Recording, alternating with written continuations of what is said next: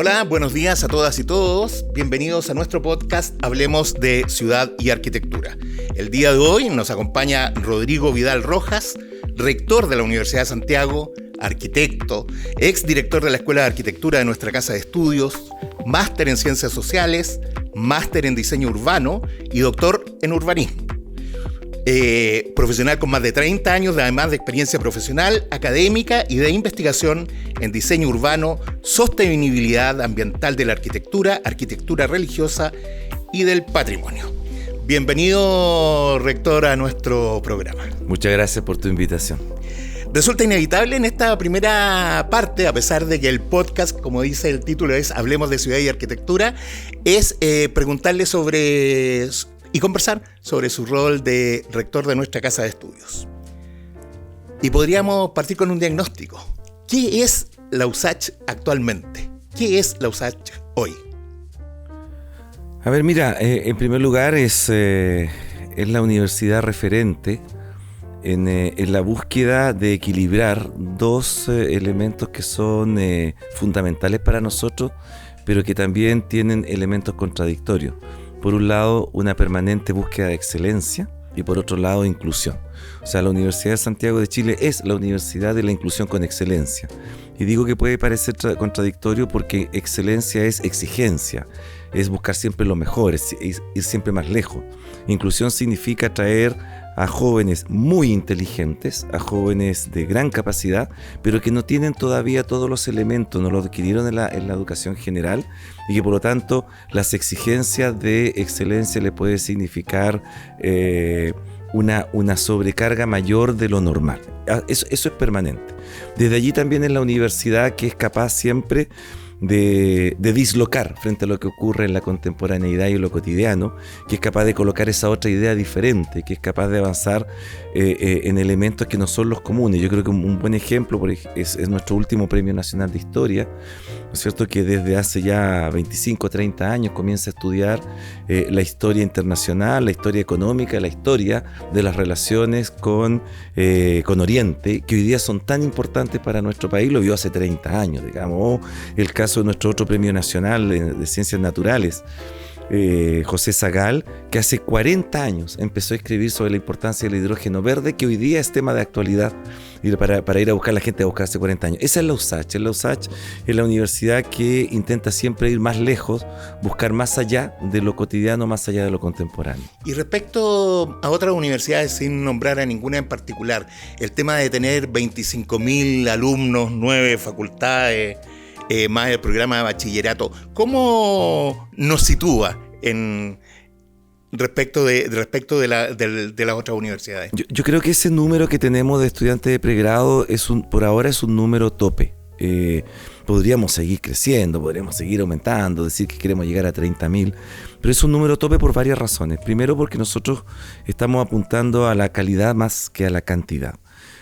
Tenemos en Chile otras universidades que tienen incluso hasta 40.000 estudiantes. Yo no creo que ese sea el camino de la Universidad de Santiago hoy día. Queremos apuntar más a la calidad, a la formación, queremos asegurar la retención de los estudiantes, su titulación oportuna, más que el número. Otra razón importante es que la curva de jóvenes de 18 y 19 años que entran a la universidad es una curva que comienza ya poco a poco a descender, ¿ya? Y que se va a proyectar hacia el descenso y la migración no logra todavía equilibrarla. Eso significa que vamos a tener menos demanda progresivamente de estudiantes de pregrado y aumenta por otro lado la oferta de carreras en las universidades de cupos y vacantes. Y por lo tanto llega un momento en que esto no va a dar, digamos, y el 100% de todas nuestras instituciones de educación superior son instituciones de pregrado, el 100%. Cuando hablamos de instituciones de pre-posgrado, cuando tú puedes decir, mira, tengo un 60% en pregrado y 40% por... Eso en Chile no existe. No existe todavía, todas son de pregrado y por lo tanto tenemos que seguir trabajando fuertemente para abrirnos hacia los cursos, diplomados de educación continua, programas de magíster, sobre todo profesionales, programas de doctorado, doctorados tecnológicos, porque allí va a venir la demanda y ya está viniendo la demanda en este minuto. Y ahí podríamos conversar algún día sobre el proyecto del Ministerio de Ciencia respecto de Becas Chile, que tiene que ver justamente con esto. Por lo tanto, yo te diría, es un número alto de estudiantes, pero nuestra apuesta es a la calidad y a la contención de esos estudiantes hasta su titulación. ¿Por qué han asumido como un gran desafío el tema de la inclusión cuando esto pareciera, inicialmente tiene altos costos pedagógicos, porque en el fondo no es como tradicionalmente se veía la pedagogía, en que la obligación estaba en el alumno de entenderle al profesor. En cambio ahora cambia el foco y es el profesor quien debe enseñarle y lograr los aprendizajes en la totalidad de los alumnos. Sí, claro. Nosotros pasamos ya hace mucho tiempo en el mundo, ¿no? Del paradigma de la enseñanza al paradigma del aprendizaje. Hoy día tenemos que reconocer que los estudiantes tienen un capital cognitivo-cultural que les viene por su familia, sus relaciones, pero también por la internet, las redes sociales, el acceso a la información y la tecnología. Y por lo tanto el estudiante de hoy día no es el estudiante de hace 20 años o hace 15 años. Y por lo tanto ese punto que tú mencionas es muy importante. Ahora, cuando nosotros hablamos de inclusión, es una inclusión amplia, ¿eh? Estamos hablando de inclusión en términos económicos de los estudiantes o de las estudiantes, pero también en términos de sus capitales culturales, cognitivos. Yo soy profesor de arquitectura, por lo tanto no es lo mismo un estudiante que ha vivido siempre en una casita de 2 aguas en una comuna de Santiago y no ha podido viajar, que un estudiante que ha tenido la posibilidad de ir, aunque sea a Mendoza, Buenos Aires o Río de Janeiro. No es lo mismo, hay un capital ahí que es distinto, pero también es inclusión en términos de género, en términos de diversidad de género de las personas, de diversidad cultural. Vamos a ir avanzando en una sociedad en que la presencia de extranjeros que van a ser primeros chilenos o extranjeros nacidos en Chile nos va a cambiar un poco la mirada. Por lo tanto, cuando hablamos de inclusión amplia, integral en todos los aspectos. Pero como yo decía, es un desafío grande hacerlo, pero también porque Chile es un país muy precario en muchos aspectos. Lo decía yo recién, la educación general todavía es muy precaria, tanto la pública, la subsidiada, como también la privada, tiene muchas precariedades, y todavía las universidades están tratando de resolver esas precariedades en el primer año o segundo año de acceso de los estudiantes y de las estudiantes. A mí me gusta mucho el tema de los años de acreditación de la USACH, porque tiene un 7. Tiene como efectivamente la nota máxima.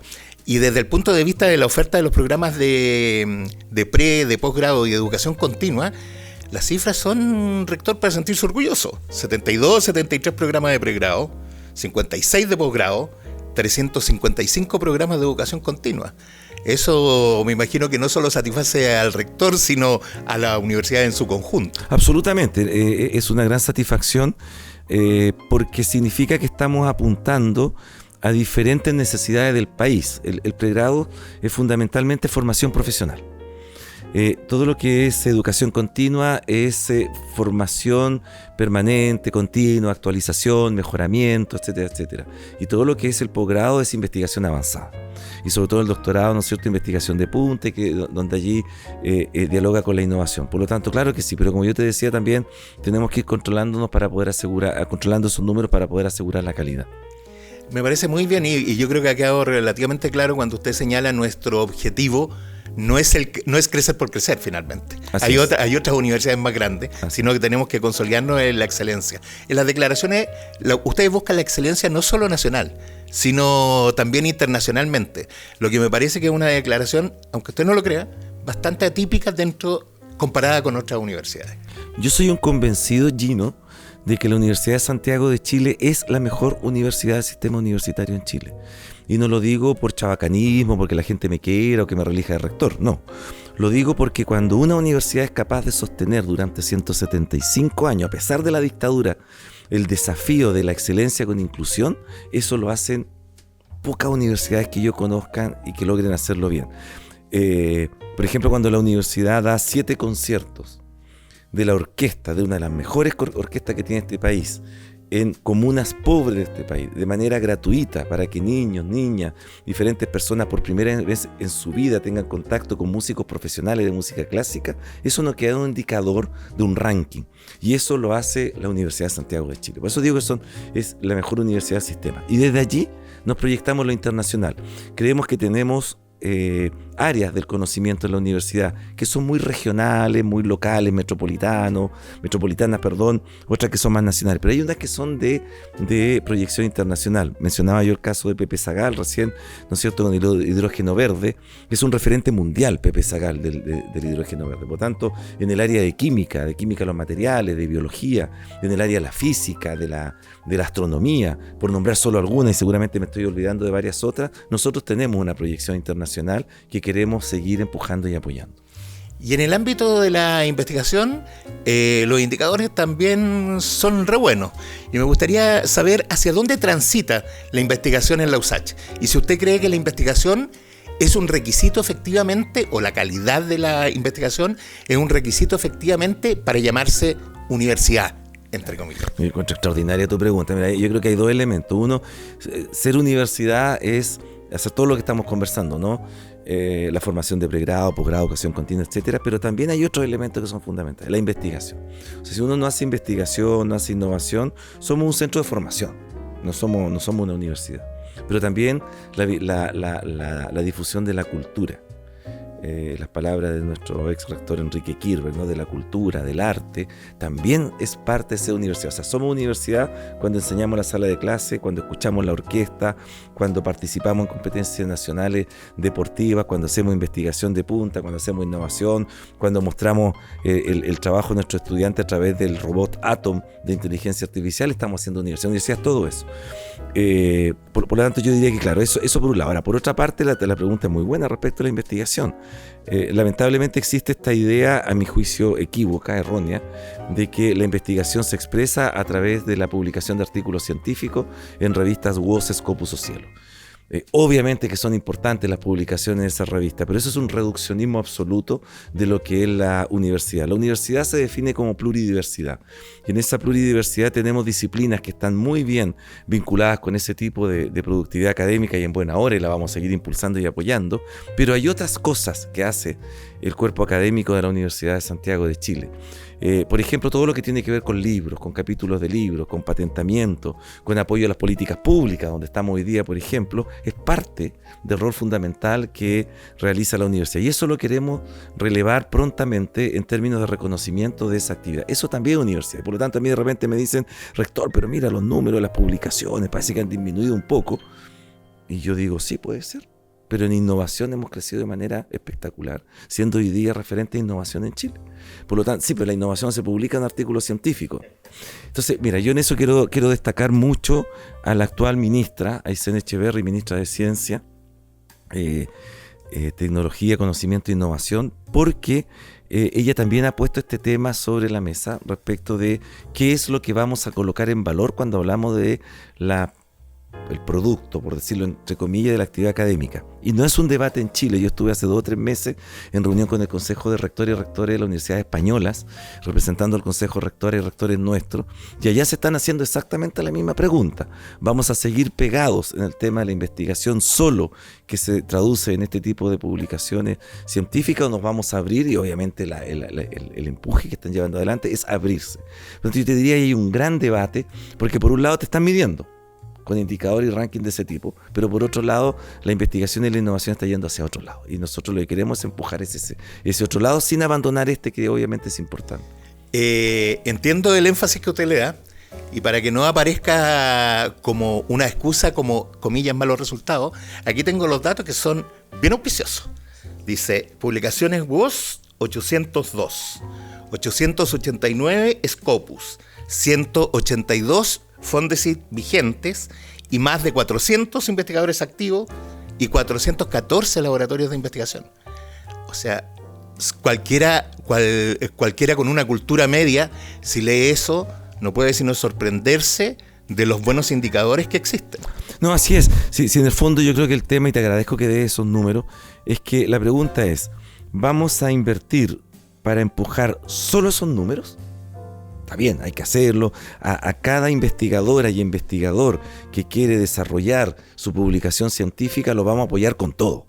La pregunta es, ¿nos vamos a quedar solo en eso? ¿O también vamos a seguir abriendo nuevos caminos, ¿no es cierto?, como son la innovación, la creación, el arte y otras áreas que también son muy importantes para hacer universidad? Lo que pasa es que ese abrir nuevos caminos ya en sí mismo es una innovación, sí, claro. Porque no quedarse solo como en los parámetros tradicionales. Así que desde esa perspectiva me parece muy bien. Ahora, hablando más genéricamente, ¿cómo definiría usted el rol hoy de lo público de la universidad?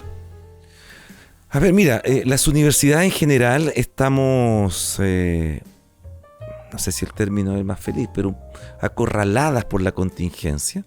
que tiene que ver con el sistema de financiamiento, las formulaciones presupuestarias y todo lo que, bueno, hoy día está un poco también en las noticias y que hemos estado viendo. Y por lo tanto hay una urgencia de lo cotidiano, por decirlo de alguna manera. El tema es que estamos cada día luchando también por no olvidar la responsabilidad de lo público. ¿Y qué significa lo público en este sentido?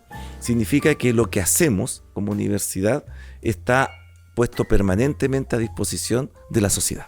Eso significa lo público. Lo público significa además transparencia. Significa que todo lo que hacemos, todo lo que gastamos, todo lo que ganamos, está puesto a disposición del conocimiento de la sociedad. Eso es lo público, es lo que le pertenece a todas y a todos. Desde allí tenemos nosotros una doble responsabilidad que no hemos abandonado nunca y que queremos seguir reforzando. Por una parte, un apoyo potente a la formulación de políticas públicas, ¿ya? Y en eso el rol que está jugando la Facultad de Arquitectura y Ambiente Construido, entre otras, es muy importante. Por lo tanto, aportar en las políticas públicas. ¿En cuáles? En todas. A mí me da un poquito de risa cuando a veces me invitan a algunos medios, me dicen, como es rector, hablemos de educación. Y yo digo, bueno, como soy rector, hablemos de política extranjera, hablemos de litio, hablemos de todo, pues si la universidad está involucrada en todo. Y lo segundo que yo creo que es fundamental es el trabajo de volver a valorar lo público, que ha estado muy hoy día precarizado, está golpeado por diferentes razones y porque muchas entidades que no son estatales se reclaman de lo público, pero protegidos detrás de lo privado. Y yo creo que eso también está desdibujando lo público. Por lo tanto, redibujar lo público y fortalecer el apoyo a las políticas públicas son dos desafíos mayores que tenemos. Rector, desde el punto de vista de la oferta académica, de la investigación, de la extensión, y a pesar de los buenos números que exhibe la universidad en estos indicadores como habituales, ¿hacia dónde están los desafíos? ¿Qué cosa cree usted que ha sido, no sé, su principal logro hasta el momento? O orientarlo definitivamente a cuáles son los retos que se vienen. A ver, mira, primero es difícil tener logro académico al cabo de 2 años. Uno, en este periodo, uno está todavía sembrando antes que aparezca el arbolito que queremos que aparezca. Sin embargo, tenemos lineamientos que son súper claros. Por un lado, todo lo que tiene que ver con este gran conjunto de eficiencia energética, sostenibilidad. Ya no hablamos de cambio climático ni de emergencia climática, hoy día hablamos de clima cambiado, de cómo vivir en un clima ya cambiado y transformado. Todo esto es para nosotros una prioridad, tanto en la formación de pregrado, posgrado como educación continua. Y es una prioridad porque creo que tenemos una cantidad de datos a nivel mundial impresionante para poder entender el problema, pero también una sobredosis de discurso. Que poco se transforman en política pública, que poco se transforman en leyes, normas que puedan regular esto. Siempre estamos trabajando como en la contradicción. Ese es un elemento hacia el que queremos empujar. El segundo tiene que ver con las nuevas tecnologías y la inteligencia artificial. Yo no quiero que sigamos corriendo detrás de esto. La pregunta es, ¿vamos a comprometernos con la inteligencia artificial en términos de ser creadores de inteligencia artificial? Hace unos días tenía justamente una conversación muy interesante con el equipo que está detrás de Atom, que es el primer robot, y hay un segundo y ahora vamos a un tercero que estamos realizando con la FACH. ¿O queremos ser líderes en esto? Esa es la gran pregunta. Ahora, yo sé todos los riesgos que hay en la inteligencia artificial. Chile es un país pionero, es el primer país en América Latina y el cuarto a nivel mundial en materia de preocupación sobre inteligencia artificial, y tenemos un proyecto de ley en el Congreso que define los riesgos en 4 niveles de la inteligencia artificial. Estamos avanzando allá. Y por lo tanto, nosotros como universidad queremos ser también líderes que empujen el tema de la inteligencia artificial respecto de cómo la vamos a desarrollar y aplicar. Un ejemplo, hace algunas 2 semanas vi la noticia de un colegio en Gran Bretaña, colegio secundario en Gran Bretaña, que ya sacó como plan piloto de varias salas de clase a sus docentes. Los docentes están como acomodadores y arregladores de sillas, ¿ya? Y los estudiantes entran a la sala, se colocan sus lentes de realidad virtual y dialogan con su profesor, que es un robot de inteligencia artificial. Y él le hace la clase, en fin, se produce el aprendizaje. Pero una cosa interesante que me llamó mucho la atención es que a través de los lentes de realidad virtual, esa máquina que está detrás es capaz de darse cuenta que no está entendiendo el estudiante. Y por lo tanto, prepara inmediatamente, en tiempo récord, trabajo de reforzamiento. Ahora, ¿qué quiero decir con esto? Eso es hoy día.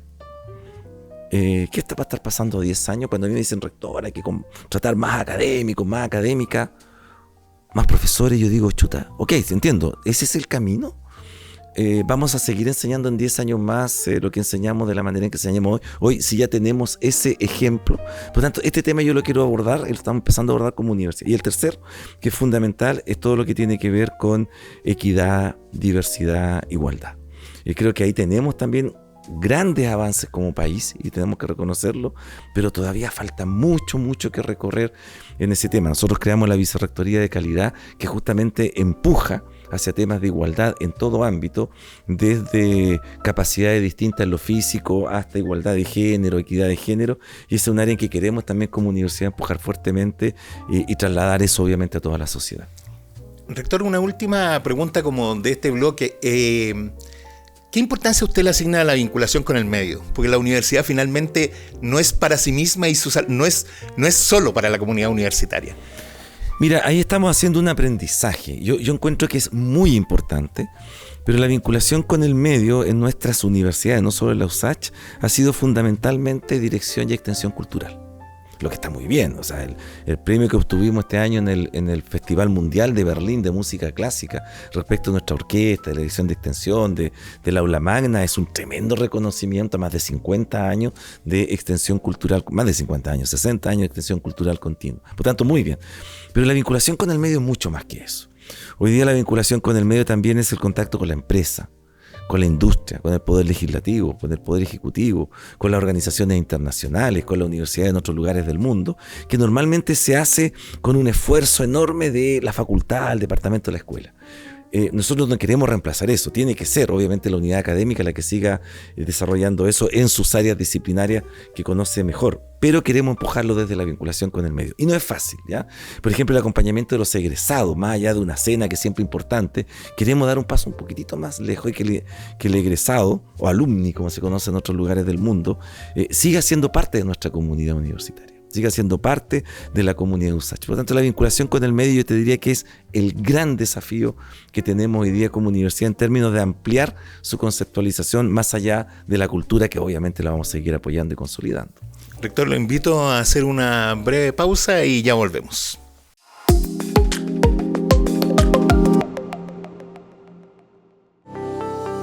La Facultad de Arquitectura y Ambiente Construido de nuestra Casa de Estudios busca, mediante una formación de excelencia, entregar a Chile y al mundo profesionales con una sólida formación técnica y valórica.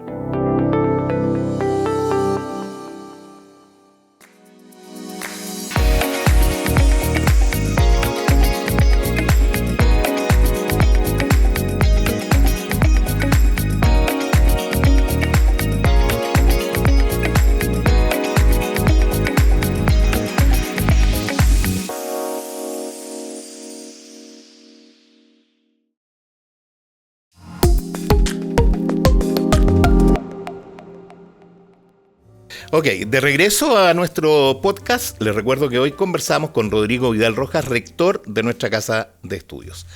Pasemos del rol de rector al de arquitecto, que es el que convoca y da nombre a este podcast. El ser arquitecto y urbanista, o sea, las características de su formación, ¿en qué lo han ayudado en este cargo, en el cargo de rector y de administrador de la universidad? Buena pregunta. Mira, yo creo que hay por lo menos dos cosas importantes. En la formación del arquitecto y la arquitecta hay un aprendizaje a manejar simultáneamente diferentes tipos, formas y envergaduras de decisión. Eso está en el arquitecto. La cantidad de decisiones que tiene que tomar un arquitecto, una arquitecta en el proceso de proyectación y de diseño son muchísimas, son cientos, ¿ya? Y eso ayuda mucho.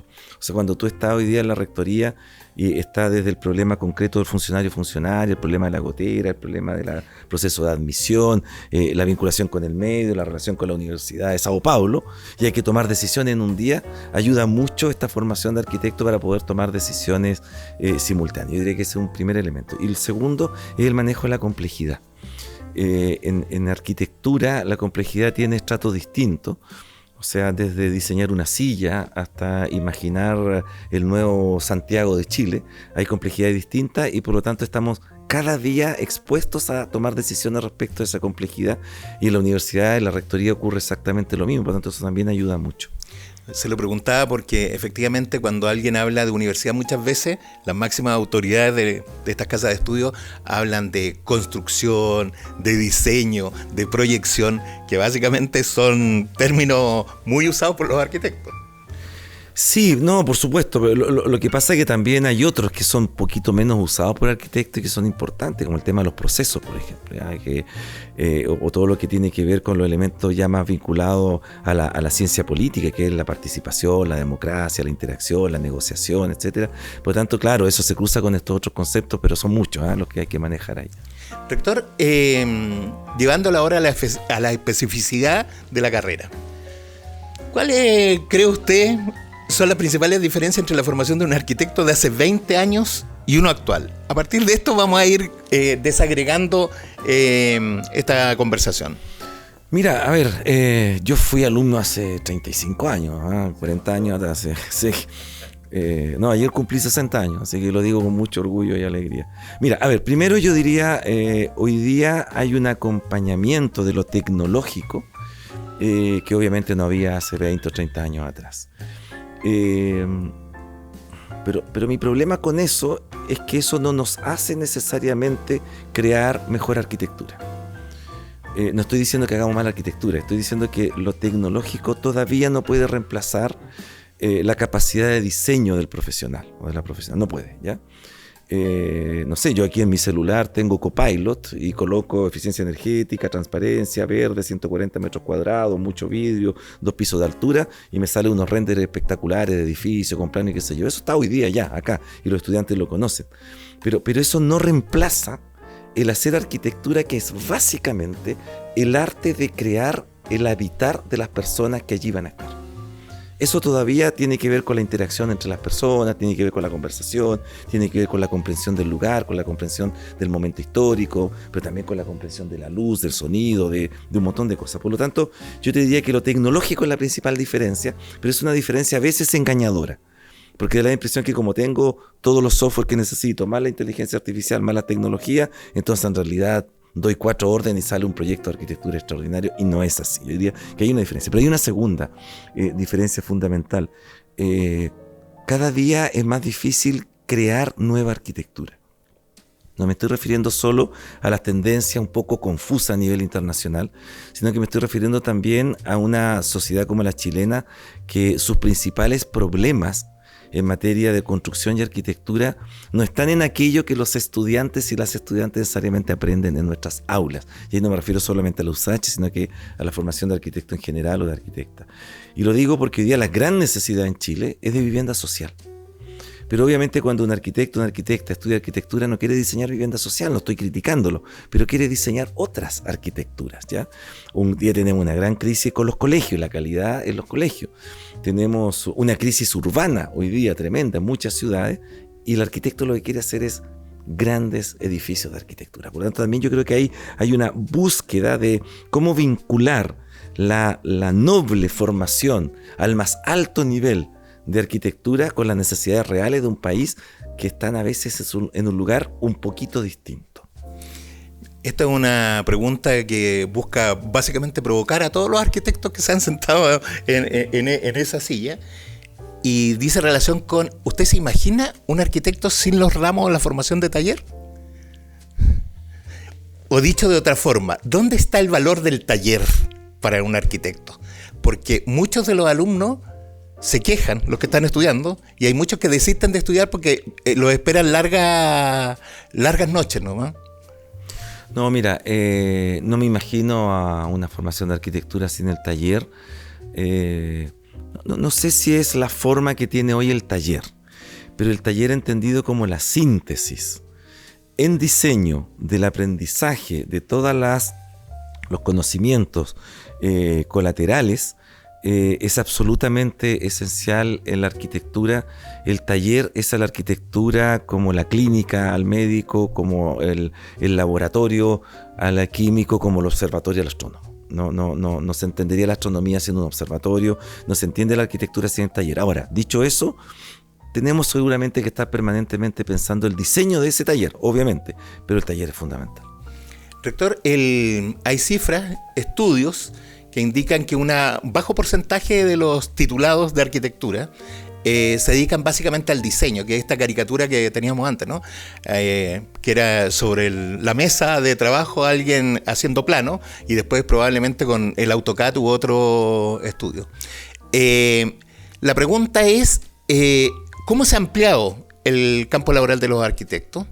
Y lo segundo es, la malla curricular en general, no en particular de la universidad, ¿responde a esas nuevas demandas del mercado del trabajo? Voy a tratar de responder tus 5 preguntas, ¿ya?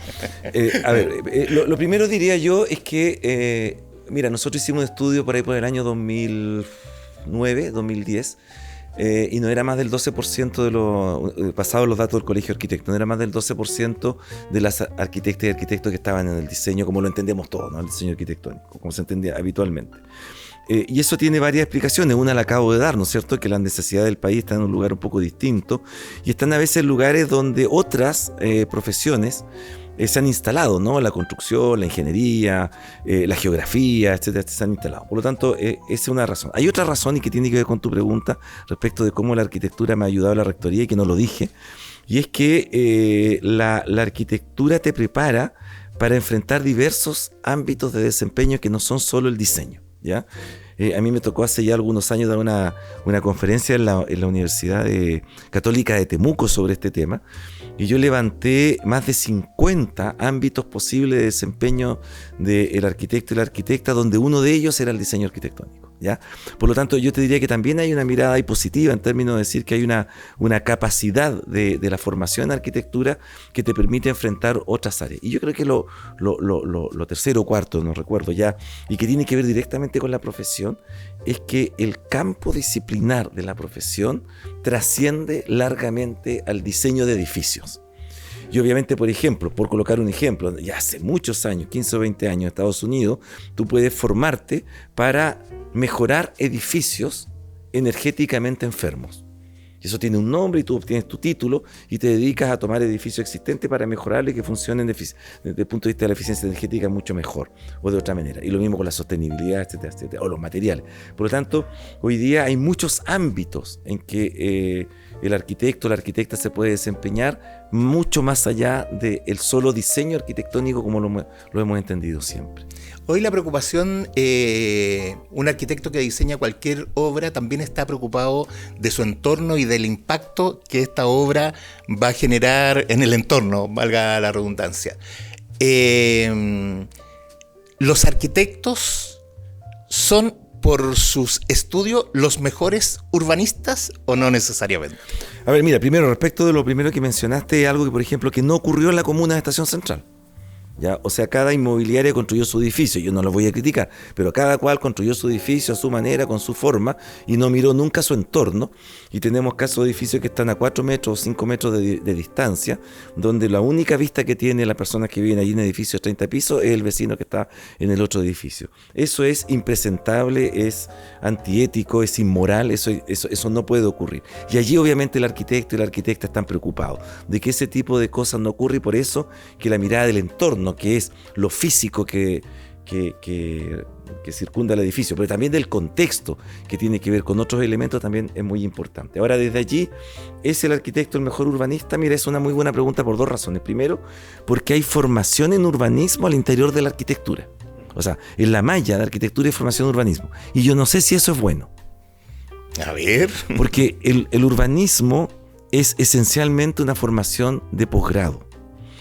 Pero también es extraño todavía. Hay, por ejemplo, en Francia existe el urbanismo como pregrado en paralelo a la arquitectura. O sea, tú puedes entrar a estudiar para ser arquitecto o puedes entrar a estudiar para ser urbanista, que en Chile no existe y en muchos países del mundo no existe todavía. Porque para muchas personas, y este es un debate muy interesante a nivel mundial, estudiar urbanismo después de estudiar arquitectura es como estudiar odontología después de estudiar medicina. Entonces, la pregunta es, ¿debo estudiar urbanismo al interior de la formación de arquitecto o arquitecta? Yo no estoy seguro que tenga que ser así, no estoy seguro. Yo más bien creo que esa es una formación de educación continua, de magíster y de doctorado, porque algunas personas han dicho, mira, el urbanismo es una formación bidimensional, lo que no es cierto, el ordenamiento del territorio es más bidimensional, pero tiene una complejidad con lo económico, lo político, lo legal, etcétera, etcétera, etcétera, que no tiene la arquitectura. La arquitectura tiene otras complejidades, no menores ni mayores, otras que son distintas. Por lo tanto, yo diría, hoy el arquitecto es el profesional, la arquitecta que está mejor posicionado para enfrentar los desafíos del urbanismo debido a eso. Pero uno podría pensar que el día de mañana sea el arquitecto, el ingeniero, el geógrafo, etcétera, etcétera, que tiene la formación de urbanista. Entiendo perfectamente. Rector, una última pregunta de esta parte. La participación ciudadana, ¿es deseable o qué valor se le puede asignar al diseñar y al construir? Yo no diría solo grandes obras, sino también al ir construyendo la ciudad. Y le hago esta pregunta porque legalmente sí existen instancias de participación, sin embargo la participación es escasa. Da la impresión de que no nos interesan las ciudades y que estamos en el discurso de la ciudad inteligente, pero con ciudadanos que somos poco inteligentes.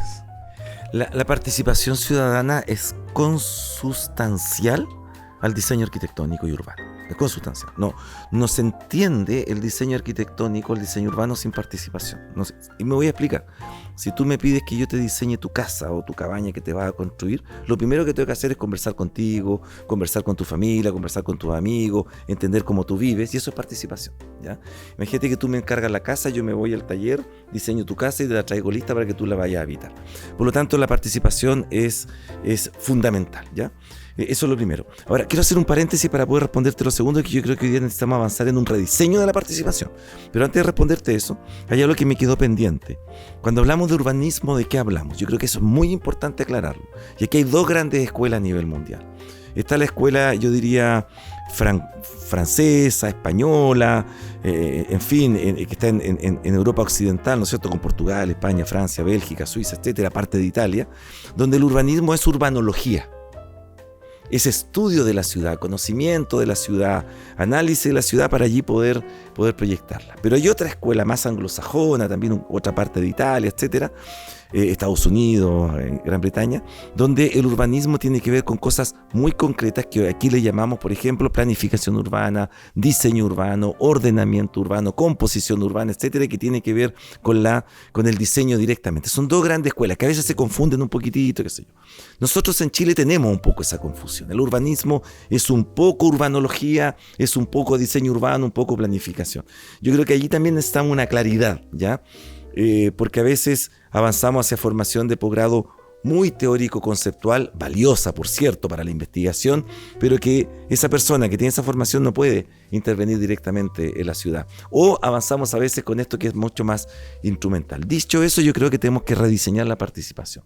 La participación es importante. No es todo lo que hay que hacer, pero es importante en términos de poder nutrir al diseñador, al planificador, a la diseñadora, respecto de aquellas necesidades esenciales que se tienen que satisfacer con el proyecto que se está desarrollando. Es esencial. Pero hay una parte que es muy de especialista, donde no hay participación ciudadana necesariamente. Ahora, si yo voy a llegar a invitar la participación ciudadana, pero con lenguaje de especialista, no va a participar cuando yo voy a publicar durante 30 días en la municipalidad un plano para que la señora Berta venga y opine del plano. Por lo tanto, creo que tengo que buscar la fórmula de pasar a un lenguaje de no especialista, llamémosle divulgación urbana, para que las personas entiendan lo que se va a hacer y de allí puedan tener esa opinión que necesitamos tener. Rector, lo invito a un pequeño corte y ya volvemos.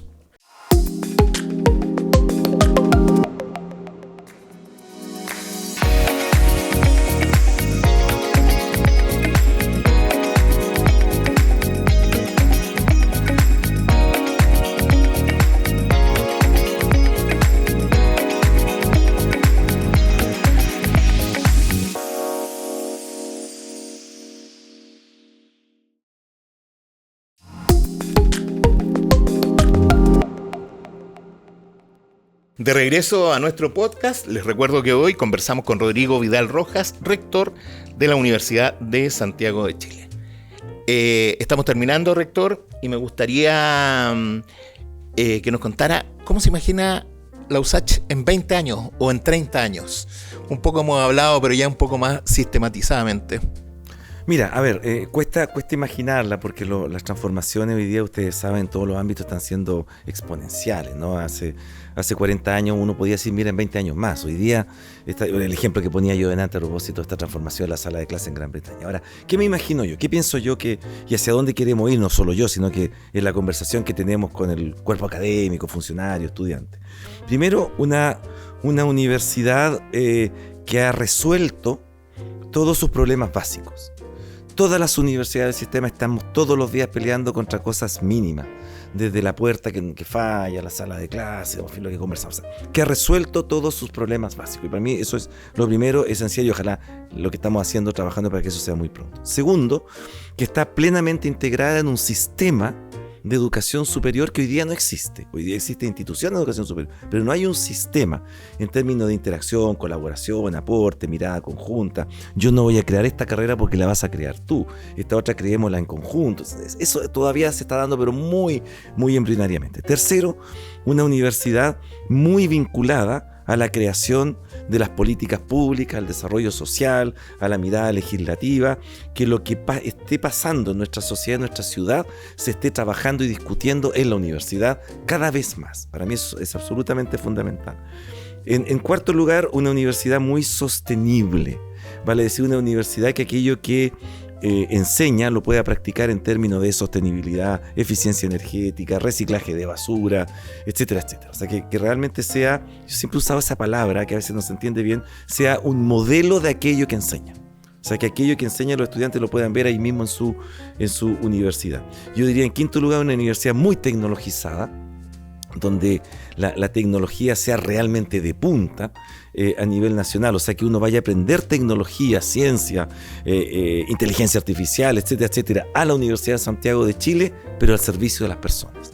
Y por tanto, lo último que quiero mencionar, y no por ser lo menos importante, al contrario, una universidad con personas que estén contentas, que les sea grato de lunes a viernes venir a trabajar, que sus necesidades hayan sido completamente cubiertas y que por lo tanto su única preocupación desde el estudiante más pequeño hasta el rector o rectora de la universidad sea contribuir a una gran universidad habiendo resuelto las otras dificultades. Ese es el sueño que tengo de la universidad en los próximos 20 años. Muy bien, rector. Muchas gracias por esta conversación.